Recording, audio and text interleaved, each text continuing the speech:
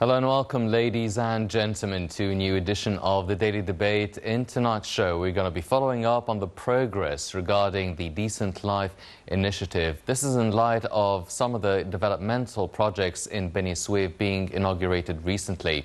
But before we start doing that, let's check out some of the main stories making the news today.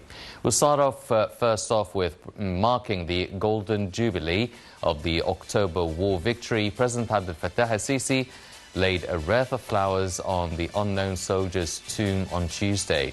The president also visited the tombs of late presidents Gamal Abdel Nasser and Anwar Sadat. Meanwhile, President al-Sisi held a meeting with the Supreme Council of the Armed Forces.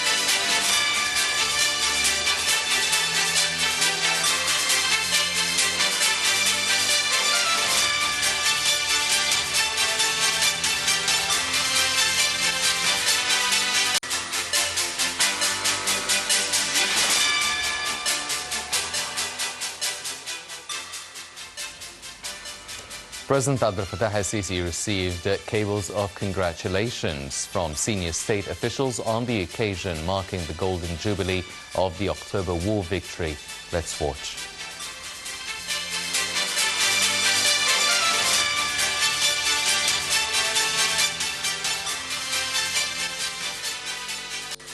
Prime Minister Mustafa Madbouli sent a cable of greetings to President al-Sisi marking the Golden Jubilee of the October War victory. Grand Mufti Shawqi Alam, the head of the General Secretariat of the Ifta Authority, also sent his greetings to the President, saying the 6th of October War victory was an epic of unity of the Egyptian people and the armed forces. Meanwhile, the Minister of Defence, Mohammed Zaki, sent a cable of congratulations to President al-Sisi, the Supreme Commander of the Armed Forces. The minister said the date marks an epic that brought back pride, the nation, and freed the Holy Land of Sinai. He reiterated that the heroic stance of the Egyptian people and army has been the miracle of all days. Minister Zaki said the personnel of the armed forces stressed their commitment to the spirit of October and to following the steps of the October War generation, armed with their national beliefs and solid capabilities with full readiness to defend the nation. He also congratulated the commanders, army personnel and soldiers on the occasion. For his part, the Armed Forces Chief of Staff, General Osama Askar, sent a cable of congratulations to President al-Sisi. Askar also congratulated all army personnel on the occasion. Also, Minister of Interior Mahmoud Tawfiq sent a cable of congratulations to the President on this occasion. He said the victory of the war would always be a source of pride. He also sent cables of congratulations to the General Commander of the Armed Forces, Lieutenant General Mohammad Zaki, and General Osama Askar, the Chief of Staff of the Armed Forces, to congratulate him on the occasion. And Parliament Speaker Councillor Hanif Al-Gabali congratulated the President, saying in a cable that the October War is the greatest in Egypt's history. He has said that the war embodied the genuine nature of the Egyptian people and the army and proved to the world that no aggressor can conquer Egypt.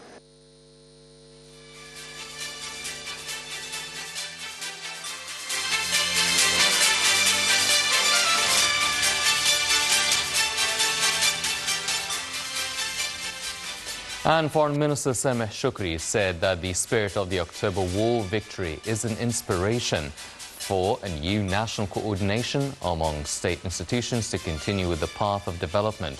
He was speaking during a forum organized by the Egyptian Council for Foreign Affairs to mark the Golden Jubilee of the October War victory. Foreign Ministry spokesman Ambassador Ahmed Abu Zaid said that during the forum, Shukri said the event is a reflection of pride and sacrifice for the sake of the nation.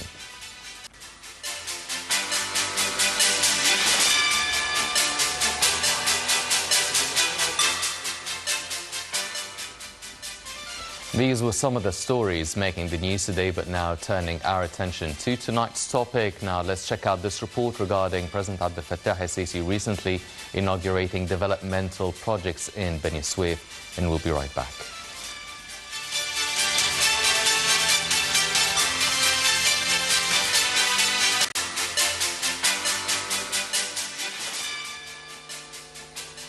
President Fattah el-Sisi inaugurated recently a number of developmental projects in Upper Egypt Governorate of Beni Suef via video conference technology, which come as part of Haya Karima or Decent Life presidential initiative. The inaugurated projects included a Ruwad group for manufacturing high-density polyethylene pipes, which has contributed to mega national projects of wheat cultivation, like Tushka Daba and Awainat, along with providing gas pipelines for the projects of Decent Life initiative. The head of state watched a documentary film on some development projects in Beni Suef during a visit to Suts al-Umara village. The film shed light on a number of development projects accomplished as part of the Presidential Decent Life Rural Development Initiative, under which over 4,000 projects have been executed over the past 9 years, changing lives of citizens in Upper Egypt for the better. The projects covered many sectors as agriculture, industry, healthcare, education, urban development and culture. The documentary highlighted that Beni Suef has become the pearl of Upper Egypt thanks to the numerous projects the governorate has recently witnessed, creating many job opportunities that ensure a decent life for its citizens. As part of his visit, the president met with thousands of villagers and ran a dialogue with the people of Beni Suef and volunteers of Haya Karima initiative. President el-Sisi asserted that no one will stop Egypt's march to improve its people's lives despite hard circumstances. The president thanked Decent Life volunteers for their efforts to make initiative a success. Thousands of people massed to welcome the president, who embarked on a visit to Suts al-Umara village in Beni Suef to follow up on citizens' living conditions as well as the progress made in the projects pursued under Decent Life Rural Development Initiative.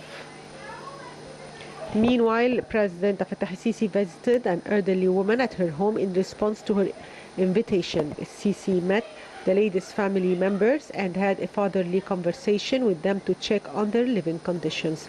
He further participated in a lunch and met with a number of the people of Beni Suef. President el-Sisi headed for a funeral marquee set up in the Upper Egypt Governorate of Beni Suef to mourn the victims of Storm Daniel that wreaked havoc. He offered his condolences to the people of Beni Suef whose relatives died as a result of the hurricane in Libya.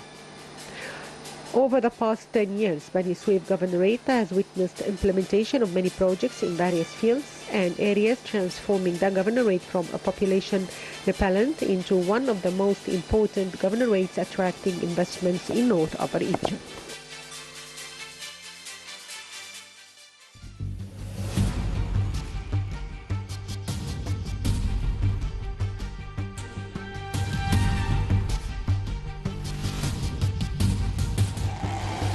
تحية تقدير واحترام لبطل حقيقي. البطل ده هو مصر وشعبها. الحكاية مش حكاية لا حكومة ولا قيادة، ده حكاية كل مواطن في مصر. أكرمت مصر وشرفت مصر وعزيت مصر، انتم قتلتم.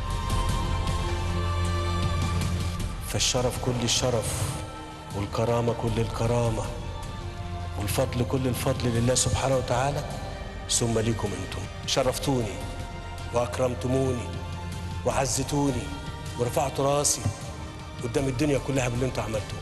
والله والله والله لن يستطيع اي رئيس يقف مكاني هنا انه يقدر يعمل حاجه بدونكم. لن يستطيع.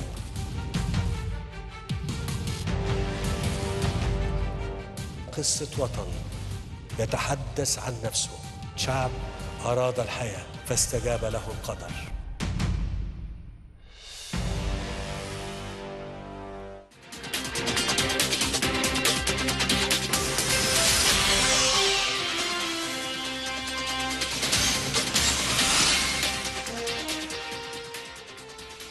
Welcome back, ladies and gentlemen, and we're joined here tonight in the studio by Dr. Nevine Nakhla, the Business Administration and Community Service Consultant. Dr. Nakhla, thank you very much for joining us. Thank you for inviting me.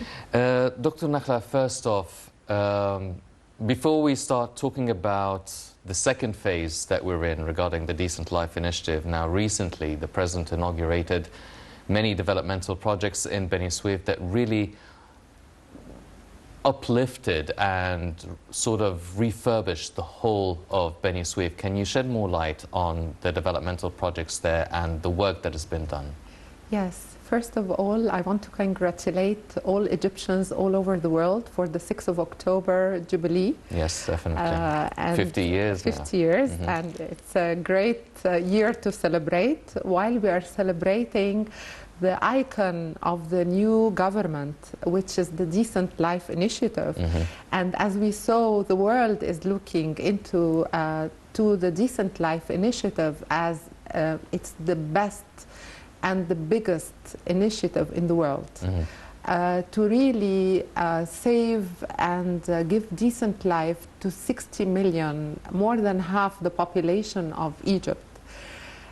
We saw in Beni Suef, it was very different celebration because everyone in Beni Suef was really appreciating what happened to them.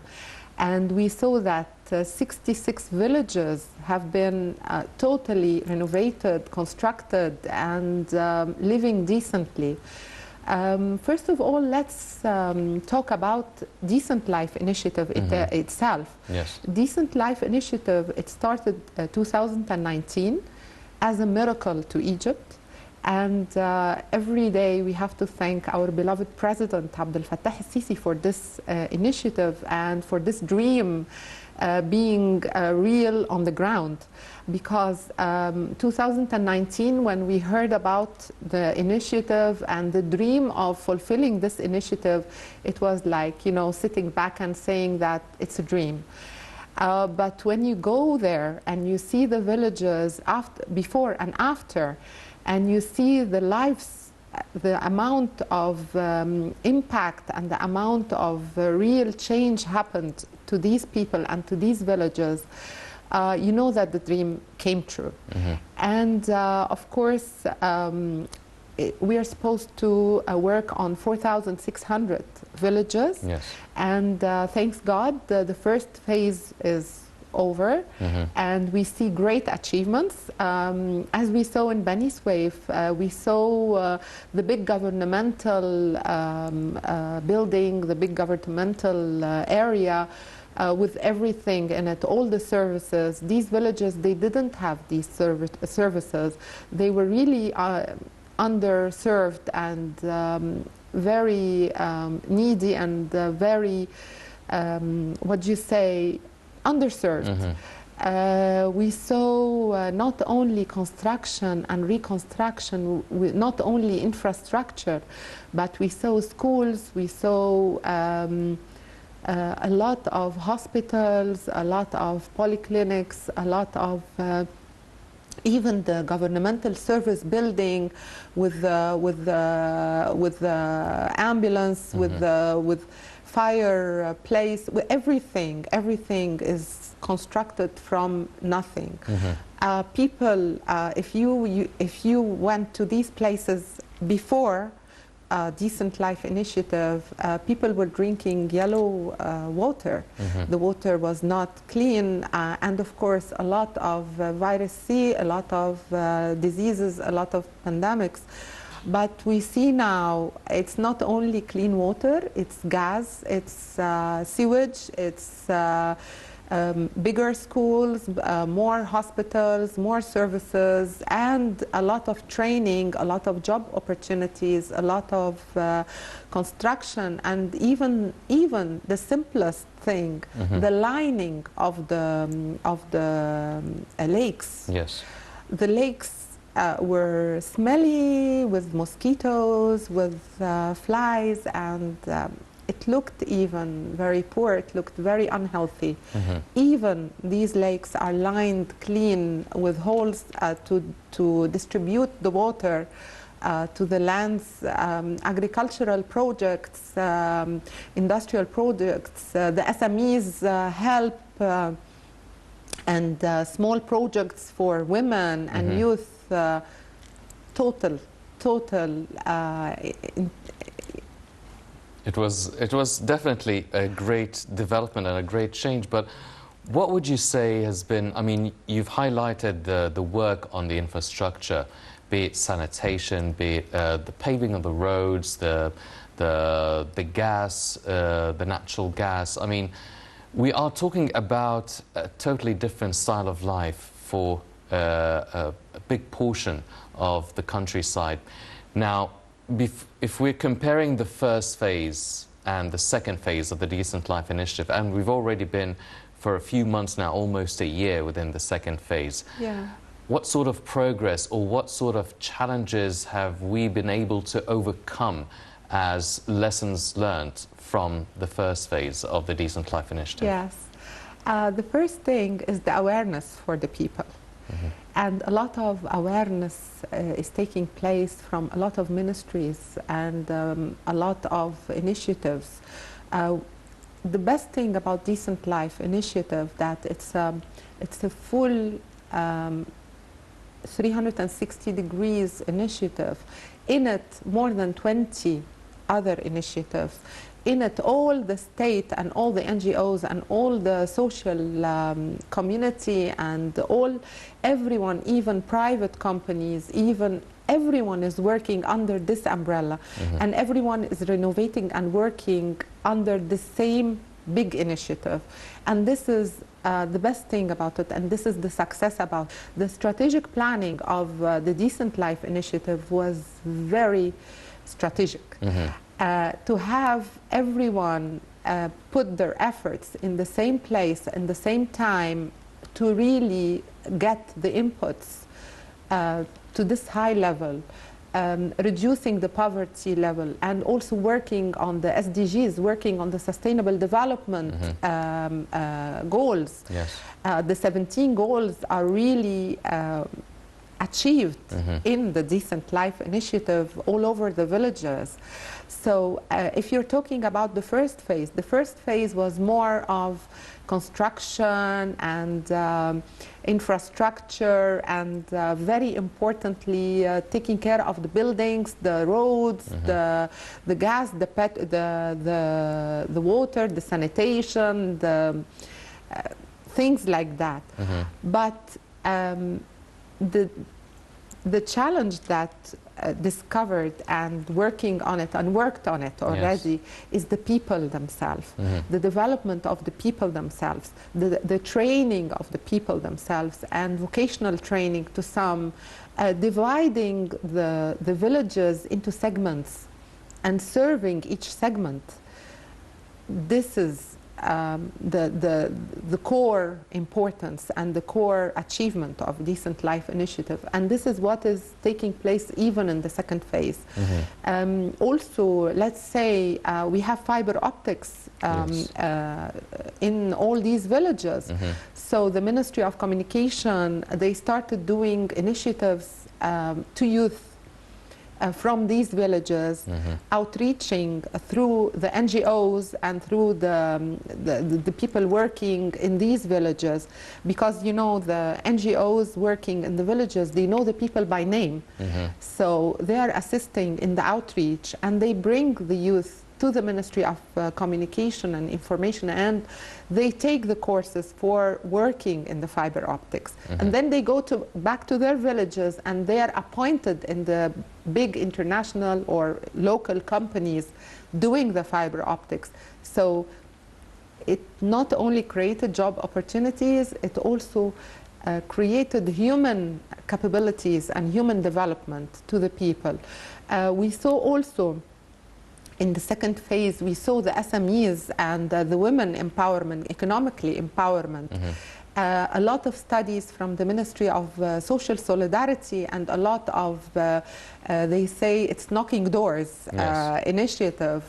They go to the houses with the volunteers from the Social Solidarity Ministry, and they talk to the people, and they see each village what they produce. And they start doing small projects for women and for young people to get use of the resources of these villages. So you're even doing small industries. You're doing supply chain.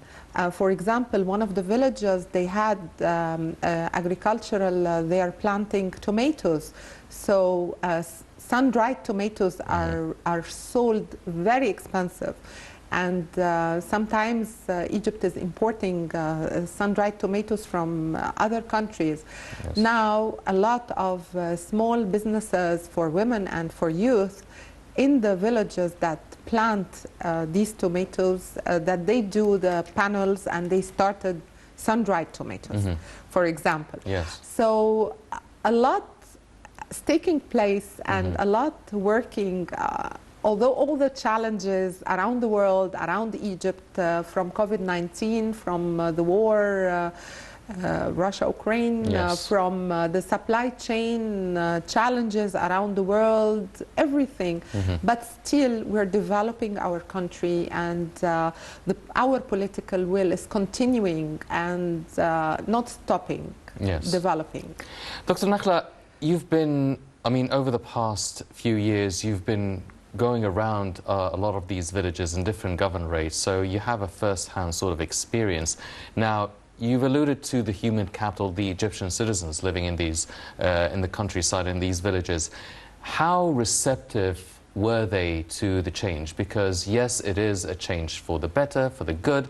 However, it is different to how they've been used to living for decades now. So how receptive and how quick were they to adapt and really embark and embrace these vocational training programs, trying to change on it and alleviate the standard and the style of life that they're living? Is it something that they instantly felt a huge development, a huge change all of a sudden, or is it something that they will need to be patient with, to bear the fruit of such a change and such a higher standard of living? Of course, Decent Life Initiative, the star of the initiative is the people. And this is also very special about this initiative. You're not doing something for a building or for something not, it is for the people. And the people are the stars. So at the beginning, at the very first beginning in 2019, people were not understanding, especially as I was saying, the lining of the lakes. Why are they doing? Why are they spending money in lining the lakes? But now, when they have the water clean to plant their plantations, and they're not fighting anymore about the resources of water. We had big issues with the neighbors of the same part of plantation. They're fighting for water. Now, with the lining, I'm taking just one simple example. Yes. With the lining of the lakes, they know that the water is coming to everyone. It's clean. It looks clean. They started doing some plantations on the sides, fruit plantations. They started even the visual coming back to our parents and grandparents. Yes. When you used to go to the to the villages and to the countryside, used to see clean and green. We passed through a decade of not like that. So actually we came back to this, that the countryside is beautiful and visually is relaxing and visually is clean and green. So this is one felt change. The other thing, when they didn't have a nearby hospital, some villages, unfortunately, the nearest, if they have an emergency, the nearest hospital was 4 hours. So if someone is having a heart attack or something, by the time he will reach the polyclinic or the hospital, and he will reach the hospital and will not find a doctor, because it was not even regulated, or I mean, no one was evaluating or regulating. So now this is not the case. Now, if someone is ill, he will find the medicine, he will find the hospital, he will find the service. The beautiful thing also that the countryside and our villages didn't have the libraries. They never had libraries. Now we have a job creation in these villages, librarians with the Ministry of Culture. Yes. So if you see the libraries over there, they're beautiful. These people, these villages, they never had playgrounds. They have beautiful playgrounds, better than any international club in Cairo. So, I mean, of course they know, and of course they feel it, and of course they appreciate it. Yes. Even if things are getting more expensive nowadays, if there is an economical crisis, but it's our role and the media role to make more awareness that, okay, there is an economic crisis because of the world economical crisis and because of the Ukraine-Russia war and because of the supply chain problems after the COVID-19 and after all what happened to the import-exports around the world.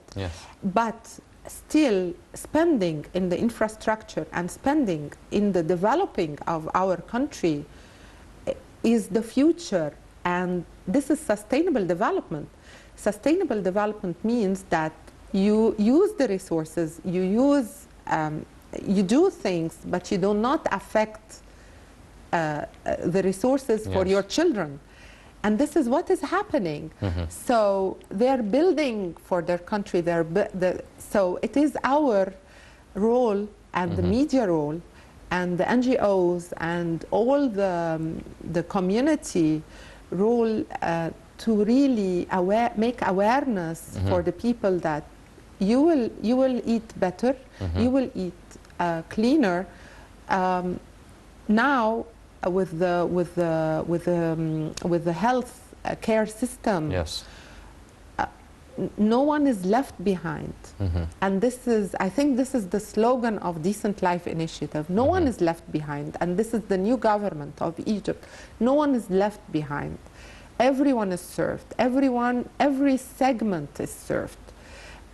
We saw the spending on the virus C. Unfortunately, our country one day was, like His Excellency, our President, said in the last story of the nation or story of our country, that we were what do you say, we were always said that Egypt is full of virus C, and everyone, big percentage of people have virus C. Now, thanks God, this is history. and the hospitals and the medicine, and there is no waiting list like before. Yes. We used to have a huge waiting list of operations and people really ill, and they don't find a hand and they don't find support. So I'm sure that everyone feels the change, especially people living in these villages. Yes. And if you go and see, I go to some villages that they are in the map of decent life, but decent life did not start working in them now. And tragedy.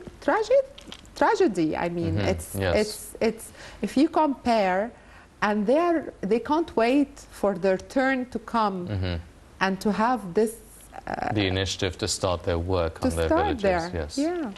Well, ladies and gentlemen, all of these changes and developments that Dr. Nakhla has mentioned definitely costs a lot of money, and 17% so far of the population have been benefiting from the Decent Life initiative at a cost of 350 billion Egyptian pounds. Let's check out this report and we'll be right back.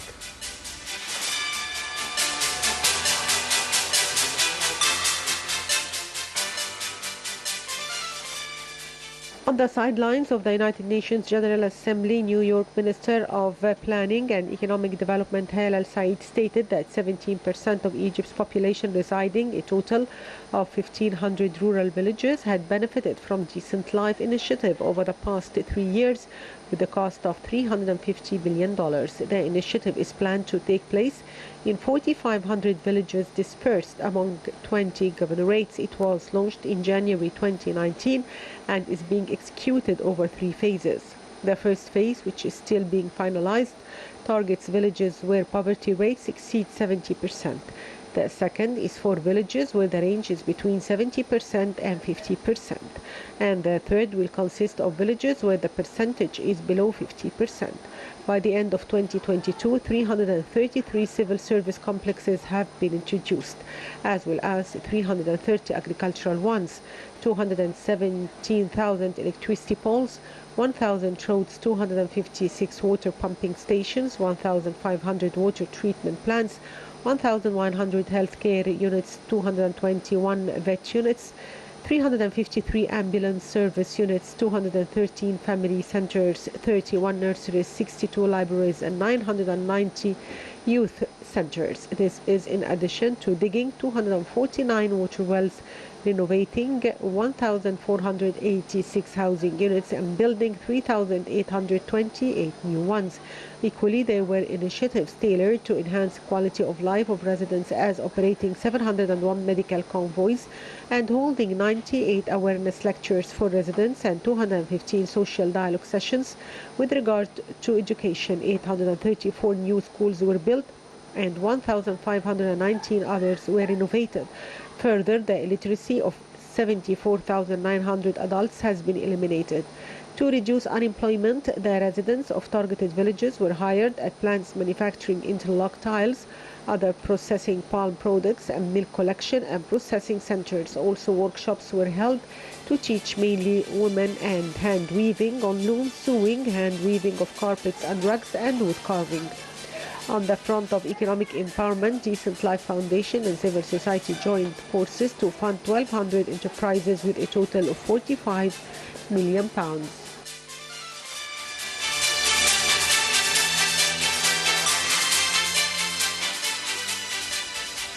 Welcome back, ladies and gentlemen, continuing our discussion with Dr. Nakhla. Doctor, now talking about 350 billion a cost so far. Now, and you've mentioned obviously the coronavirus pandemic followed by the Ukrainian-Russian conflict, which also affected the imports and exports and the productivity in general. So 350 billion or even more as the process and the initiative goes on. Who bears the burden of such a cost? Is it the government on its own? Is it the private sector and the NGOs and the civil society organizations? Are we seeing more participation from the private sector and the civil society organizations, at least for the second phase now, that they do see the benefits of the first phase of the Decent Life Initiative? Okay, this is a very important matter. Decent Life Initiative made like an umbrella for everyone to work together. And this was also part of the miracle that sometimes people were selfish and they want to show their work alone. Yes. But we see that even the NGOs that in the past they were competing with each other, they are cooperating with each other. We saw a lot of the NGOs. Something also very important happened because we had people underserved. They were not reaching the service of these NGOs, and people are very professional in getting the service from everyone. So knocking on all doors with the same file, getting money from here and there. But with this big project or initiative or organization of Decent Life, now everything is digitalized. Now everything is integrated. So there is a system, there is evaluation, and there is need assessment. So things are done not haphazard. Things are done on scientific basis. We saw that this initiative also, it did not only include NGOs, social society, private sector, governmental. We saw the 20 ministers.